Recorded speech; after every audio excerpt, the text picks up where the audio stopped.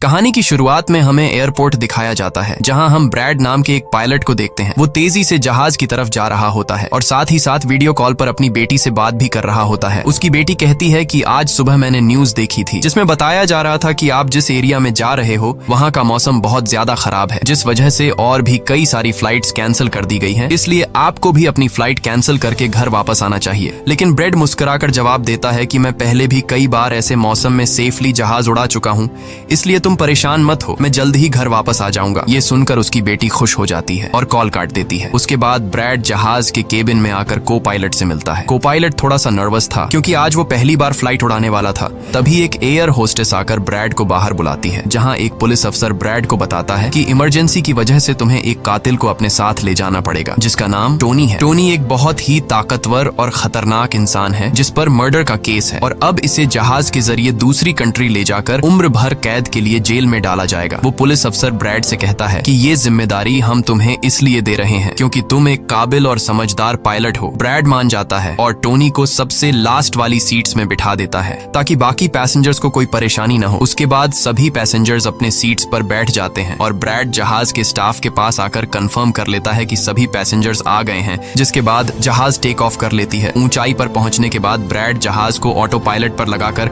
को पायलट के साथ अपनी फैमिली के बारे में बातें करने लगता है। ब्रैड को पायलट को मोबाइल में अपनी बेटी की फोटो दिखाता है और कहता है कि मैं अपनी बेटी से बहुत प्यार करता हूं और हमारा इस दुनिया में एक दूसरे के अलावा और कोई भी नहीं है। दूसरी तरफ जहाज में बैठे पैसेंजर्स सफर को एंजॉय कर रहे होते हैं, लेकिन उन्हें पता नहीं था कि कुछ देर बाद उनके साथ बहुत ही बुरा होने वाला है। केबिन में बैठे दोनों पायलट्स भी खुश थे और जहाज भी नॉर्मल तरीके से फ्लाई कर रहा था, लेकिन तभी अचानक मौसम खराब हो गया और जहाज हल्के से झटके लेने लगा, जिस वजह से ब्रैड परेशान हो जाता है क्योंकि उसे कुछ ठीक नहीं लग रहा था। वो सभी मुसाफिरों को सीट बेल्ट बांधने के लिए अनाउंस करता है और रेडियो के जरिए वो कंट्रोल टावर से बात करने की कोशिश करता है, पर उसकी बात नहीं हो पाती क्योंकि मौसम खराब होने की वजह से यहाँ के सारे रेडियोज काम करना बंद कर देते हैं। तभी अचानक बिजली का तेज झटका प्लेन से आकर लगता है, जिस वजह से प्लेन जोर जोर से झटके लेने लगता है। ब्रैड पैसेंजर्स का हाल देखने के लिए केबिन से बाहर जाता है। पैसेंजर्स को देखकर ब्रैड को थोड़ा बहुत सुकून मिल जाता है क्योंकि सभी पैसेंजर्स सेफ थे, पर यहाँ अब धीरे धीरे लाइट बंद होती जा रही थी और तभी प्लेन को कई और झटके लगते हैं, जिससे ब्रैड का सिर सामने छत से टकराकर नीचे गिर जाता है और उसके माथे पर चोट लग जाती है। इस सूरत हाल को देखते हुए सभी पैसेंजर्स की हालत खराब होने लगी थी। ब्रैड जल्दी से वापस केबिन में आकर अपने साथी के साथ मिलकर प्लेन को संभालने में लग जाता है। ये उनके लिए काफी मुश्किल टाइम था। मौसम खराब होने की वजह से उन्हें आगे कुछ भी नहीं दिखाई दे रहा था। ब्रैड कहता है कि हमें प्लेन को नीचे लाना होगा क्योंकि अगर प्लेन को एक और झटका लगा तो प्लेन तबाह हो सकता है। ये लोग फौरन जहाज का अल्टीट्यूड कम करने लगते हैं और जहाज तेजी से नीचे की तरफ जाने लगता है। जहाज के अंदर मौजूद पैसेंजर्स काफी ज्यादा डरे हुए थे। तभी क्रिमिनल टोनी के साथ जो पुलिस अफसर आया होता है, उसके हाथ से मोबाइल छूट जाता है। वो अपने मोबाइल फोन को उठाने के लिए अपना सीट बेल्ट खोल लेता है, जिसकी मदद करने के लिए एक एयर होस्टेस भी अपना सीट बेल्ट खोलकर आगे आती है। अब क्योंकि प्लेन तेजी से नीचे की तरफ जा रहा था, जिस वजह से उनका सीट बेल्ट खुलते ही ये दोनों तेजी से ऊपर छत से टकरा जाते हैं।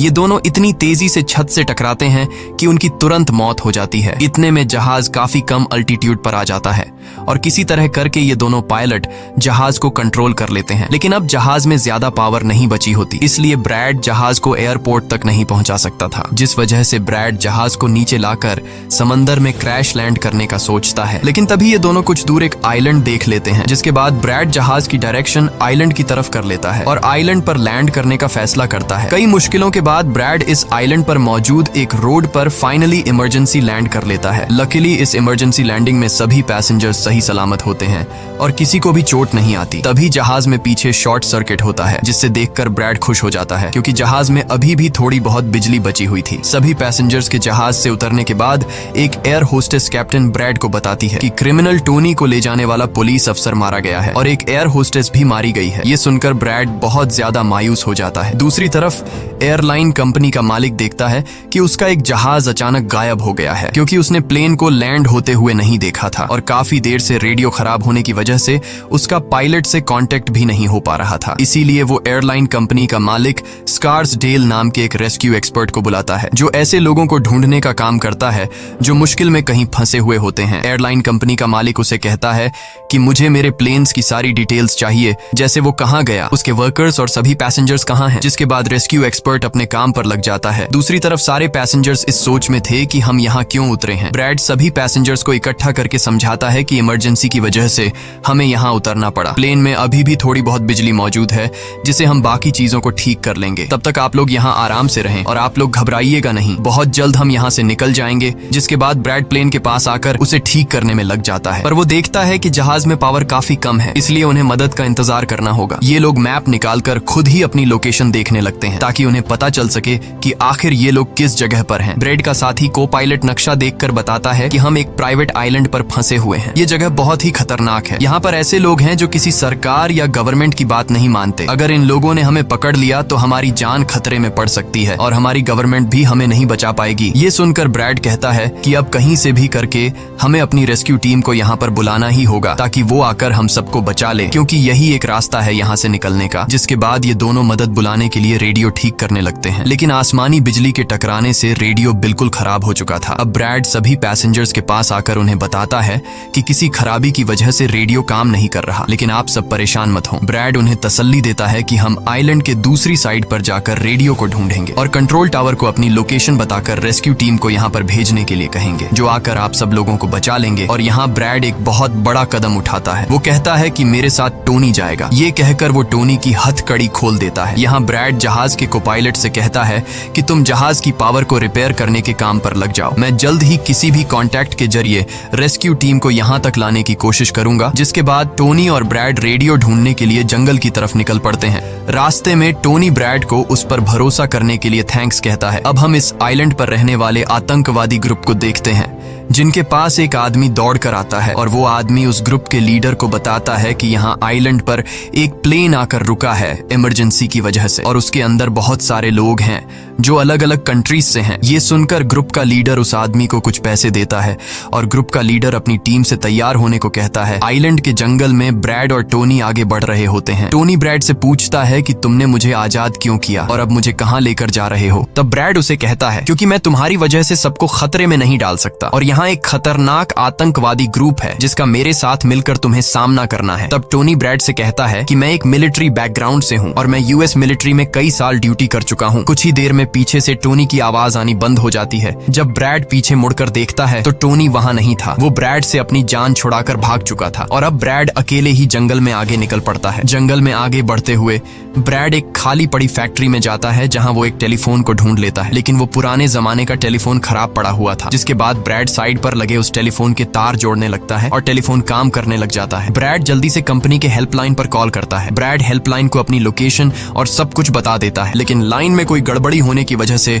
सामने वाले इंसान तक उसकी आवाज ठीक से नहीं पहुंच रही होती, जिस वजह से हेल्पलाइन वाले ब्रैड की कॉल काट लेते हैं। तब ब्रैड को एक आइडिया आता है। वो अपनी बेटी को कॉल करता है और उसे अपनी लोकेशन और बाकी सारी चीजें एक पेपर पर लिखकर उसके ऑफिस तक पहुंचाने को कहता है। तभी बातचीत के दौरान पीछे से एक आदमी आकर ब्रैड पर हमला कर देता है, लेकिन ब्रैड उसे काफी मुश्किल से काबू कर लेता है और उस आदमी को मार मार कर बेहोश कर देता है। तभी ब्रैड को महसूस होता है कि एक और आदमी इस कमरे में आ रहा है, इसीलिए जल्दी से वो छिप जाता है। पर वो आदमी कोई और नहीं बल्कि टोनी था, जिसने बहुत सारे गुंडों को मारकर उनके हथियार ले लिए थे। और वो ब्रैड को आवाज देता है कि डरो मत, बाहर निकलो। फिर जब ब्रैड सामने आता है तो टोनी ब्रैड को एक बंदूक पकड़ा देता है उसकी हिफाजत के लिए। उसके बाद ये दोनों जब फैक्ट्री के नीचे वाले फ्लोर में आते हैं तो यहाँ उन्हें एक कैमरा मिलता है, कैमरा की रिकॉर्डिंग और वहाँ पड़े पासपोर्ट से इन्हें पता चलता है कि इस आइलैंड पर रहने वाले आतंकवादी लोगों को किडनैप करके उनकी फैमिली से काफी बड़ी रकम की डिमांड करते हैं। और जब किडनैप किए हुए बंदे की फैमिली की तरफ से उन्हें पैसे मिल भी जाते हैं तब भी ये लोग उसे छोड़ने के बजाय मार देते हैं। ये देखकर ब्रैड समझ जाता है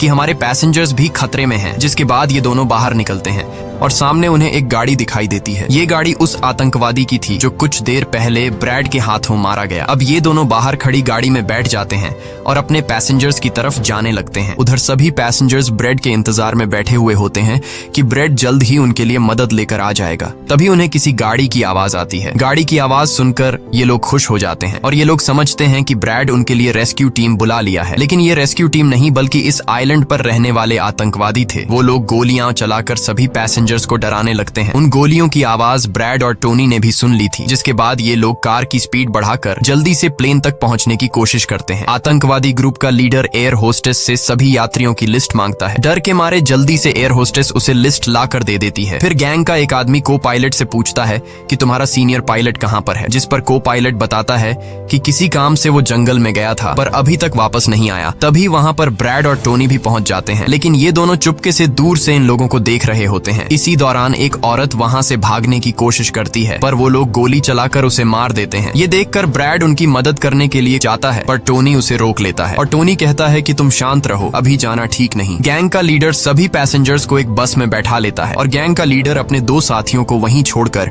उनसे कहता है कि जाओ, जहाज के अंदर जो भी कीमती सामान है उसे ले आओ। जिसके बाद ये लोग सभी पैसेंजर्स को अपने अड्डे पर ले जाने लगते हैं।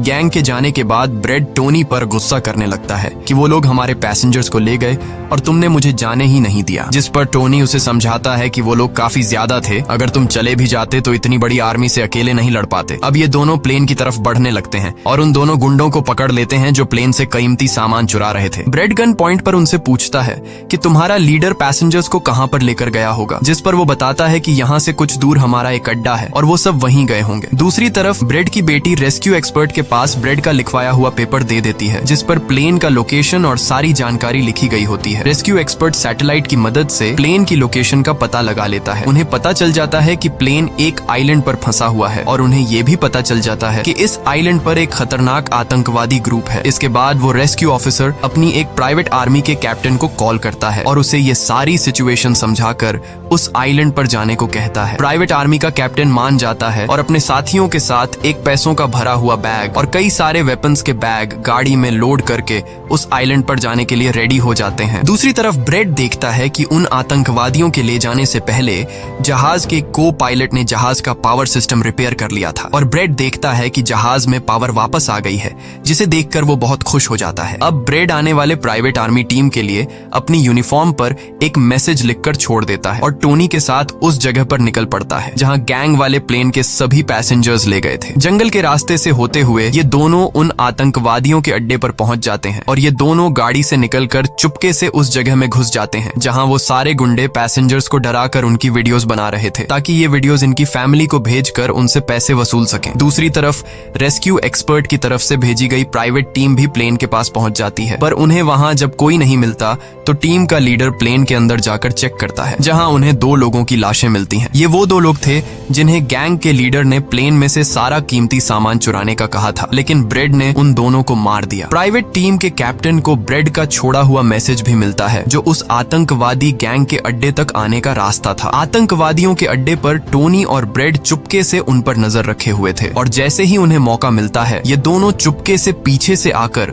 2 आतंकवादियों को मार देते हैं। फिर ये दोनों चुपके से आगे बढ़ते हैं और एक कमरे के बाहर जा पहुंचते हैं। इस कमरे के अंदर सभी पैसेंजर्स को कैद करके रखा गया था। अब ब्रेड इन लोगों को छुड़ाना तो चाहता था, पर वहाँ बहुत सारे गार्ड्स पहरा दे रहे थे और ब्रेड के पास दरवाजे का ताला खोलने की चाबी भी नहीं थी। इसके बाद ये दोनों एक एक करके उन गार्ड्स को मार गिराते हैं और टोनी तो हथौड़ा उठाकर कई सारे गार्ड्स को हथौड़े से मार देता है। यहाँ ब्रेड एक गार्ड से चाबी लेकर उन पैसेंजर्स को कमरे से आजाद कर देता है। वो उनसे कहता है कि जल्दी से उसी बस में बैठ जाओ जिसमें तुम सबको आतंकवादियों ने यहाँ लाया था, और वो सभी जल्दी से उस बस में जाकर बैठ जाते हैं। तभी टोनी ब्रेड के पास आकर बताता है कि यहाँ से गाड़ी के जरिए बाहर निकलने का सिर्फ एक ही रास्ता है, मगर वहाँ कई सारे गुंडे बंदूक लिए खड़े हैं जो हमें देखते ही हम पर गोलियां बरसाना शुरू कर देंगे। जब ब्रेड पैसेंजर्स की तरफ देखता है तो वो सभी बहुत ज्यादा डरे हुए होते हैं। अब यहाँ ब्रेड अपनी जान को खतरे में डालते हुए एक फैसला करता है और टोनी से कहता है कि मैं वहाँ पर मौजूद सभी आतंकवादियों का ध्यान भटकाऊंगा और तुम मौके का फायदा उठाते हुए सभी पैसेंजर्स को यहाँ से ले जाना। अब पहले तो टोनी ब्रेड को ऐसा करने से मना करता है। वो कहता है कि ऐसा करने से वो लोग तुम्हें मार देंगे, लेकिन ब्रेड कहता है कि इसके अलावा हमारे पास और कोई दूसरा रास्ता नहीं है। ये सुनकर टोनी मान जाता है। ब्रेड वहाँ से निकलकर आतंकवादियों के पास आता है। वहाँ ब्रेड गैंग के लीडर से बात करता है कि मैंने हेल्प के लिए इन्फॉर्म कर दिया है, जल्द ही यहाँ पर रेस्क्यू टीम आ जाएगी,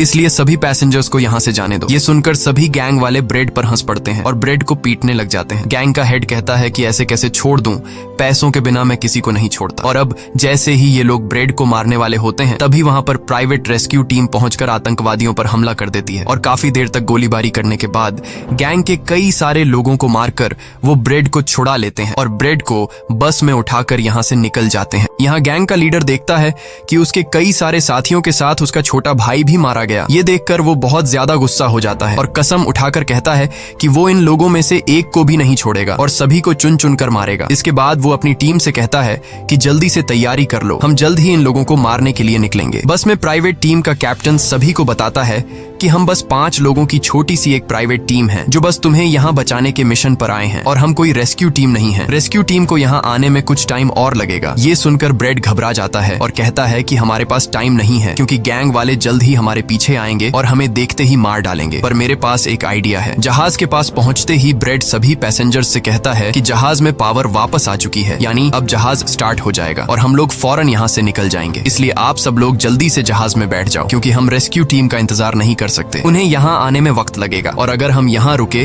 तो उन आतंकवादियों के हाथों मारे जाएंगे। ये सुनकर सारे लोग प्लेन में बैठ जाते हैं जबकि ब्रेड प्लेन की तमाम चेकिंग करने में लग जाता है और प्राइवेट टीम के लोग पहले से आने वाले खतरे के लिए तैयार बैठ जाते हैं। तभी अचानक वो आतंकवादी ग्रुप आकर उन पर हमला कर देता है जिन्हें देखकर प्राइवेट टीम उन्हें रोकने में लग जाती है और यहाँ दोनों तरफ से काफी गोलीबारी होती है। पर इस प्राइवेट टीम के पास काफी अच्छी गन्स थी जिस वजह से वो बहुत सारे गुंडों को मार देते हैं। ब्रेड जल्दी से प्राइवेट टीम के लीडर को बताता है कि मैं अगले 5 मिनट बाद जहाज को स्टार्ट करने वाला हूँ और तुम सब भी जल्दी से जहाज में चढ़ जाना। इसके बाद ब्रेड टोनी के पास जाता है और उसका शुक्रिया अदा करता है कि तुमने मेरे इतने मुश्किल वक्त में साथ दिया। ब्रेड खुद को गोलियों से बचाते हुए अंदर जहाज में आकर अपने केबिन में बैठ जाता है और अपने साथी को पायलट के साथ मिलकर प्लेन को स्टार्ट करने में लग जाता है। उधर टोनी के पास गोलियां खत्म हो जाती हैं और जब वो बुलेट्स ढूंढने के लिए प्राइवेट टीम का बैग चेक करता है तो उसे वहां पैसों से भरा हुआ एक बैग मिलता है। लेकिन इस वक्त टोनी पैसों को छोड़कर दूसरी बैग से गोलियां निकालकर दोबारा आतंकवादियों से लड़ने लगता है। यहाँ तब तक ब्रेड भी प्लेन को राइट साइड पर घुमा देता है। अब प्राइवेट टीम के सोल्जर्स भी एक एक करके जहाज में चढ़ने लगते हैं और टोनी उन्हें कवर फायर देता है। पावर आने की वजह से रेडियो भी काम करने लग जाता है। अब ब्रेड को प्लेन कंपनी का मालिक बताता है कि मैं तुम्हें कोई सुरक्षित जगह बता दूंगा